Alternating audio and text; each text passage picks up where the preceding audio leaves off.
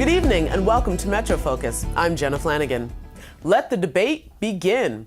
After weeks of dodges and refusals, Governor Andrew Cuomo has finally agreed to go face-to-face with Marc Molinaro in a televised debate.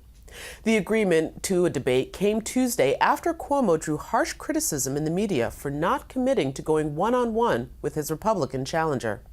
Molinaro trails Cuomo in both polls and in fundraising, and this debate offers what could be his best chance of landing a knockout punch against the two-term governor. So joining us now with the details, as well as other winners and losers in local politics, is City and State Editor-in-Chief Jonathan Lentz. Jonathan, as always, welcome back to the program. Good to be here. All right, so let's start with this big debate that's finally going to happen.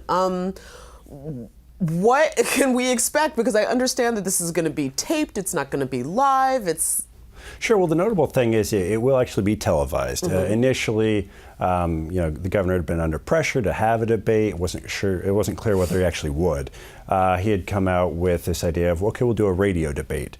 And presumably that was an idea, the governor's in the lead, has a lot of money, he's ahead 20, 22, 23 points in the polls. Why give his opponent any more visibility? There was some criticism in the editorial boards. The Post had this cover of Cuomo as a chicken. Yes. And who knows if that had anything to do with it. But he finally came around and said, okay, we'll do a debate. All right. And so this is only going to be the two of them, because there's also been a lot of talk of the fact that some of the other candidates who are also running have been completely shut out of this process. Sure, and that's interesting. There are really two sides of the coin there. There are some third-party candidates that are running. The Green Party's Howie Hawkins, Larry Sharpe, the Libertarian candidate.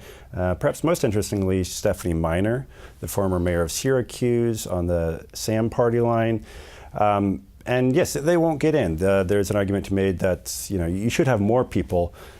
On the flip side, though, the governor has often pushed for more third-party candidates. He had that in 2014, he had that in 2010, though arguably that's a way for him to keep the pressure off himself. If there are more people in the room, more people arguing, there's less of a chance for him to mess up or have any kind of gaffe that would really hurt him in the race. And the last thing before I leave this particular debate, is the fact that when the governor debated Cynthia Nixon in the primaries, there was a lot of pushback about the fact that it was so focused on downstate issues, particularly New York City. Does Molinaro stand a better chance if he can bring more upstate issues into this conversation? Yeah, I'm sure he's going to try to, and he's been pushing for that. In fact, he wants another debate set in upstate.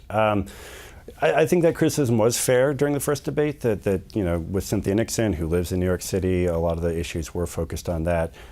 In terms of the polling, Molinaro does pretty well upstate. He's ahead of the governor, though, again, Cuomo has a pretty substantial lead because of his strong support in New York City and the suburbs. And even if Molinaro gains some ground upstate, I don't think that's going to be enough to topple the incumbent. Okay, well, speaking of incumbents and debate, we just found out that our Senator Kirsten Gillibrand is at least deciding not to do a debate. But I think the most interesting thing about that is people were saying, wait, she has a challenger? Sure. There's this little-known Republican, Chelle Farley, who is running. She's been running for some time. Us insiders have been aware of her, but I don't think she's really broken through to the population at large. And that just speaks to the Democratic enrollment advantage here in New York, that Kirsten Gillibrand, I think last time around when she was running, she won, I think, 72% of the vote. And the interesting thing this time around, it's similar dynamics, a little-known challenger. I think the Republicans feel like they have to put someone up to run against her. But she's been saving a lot of money, and there's been speculation recently. Is that money she's saving for a 2020 presidential run? Yes, of course. And she wouldn't be the only New Yorker, because rumor has it that our former mayor, Michael Bloomberg, is still serious about this. Sure, right. And he's been active this election cycle in the midterms. He's been pumping in a lot of money. Actually, similarly, Kirsten Gillibrand has been supportive of candidates. That's the kind of thing you can see trying to build allies and build support. If you support someone getting into Congress, winning a seat, or keeping a seat, they'll be that much more likely to help you in 2020 if you're running for president. All right, well, we didn't really get a chance to get too deep into winners and losers, but given the fact that there was a very big once winner in the state, Dean Skelos, who is now being sentenced to actual prison time, I'm assuming he made the losers list? He will. Okay. I think it's Wednesday is the sentencing. He was sentenced before. His conviction was thrown out. He was convicted again. That first time, I think he got 5 years in prison. Now prosecutors are pushing for 6.5 years. It'll be interesting to see what that sentence actually ends up being. All right.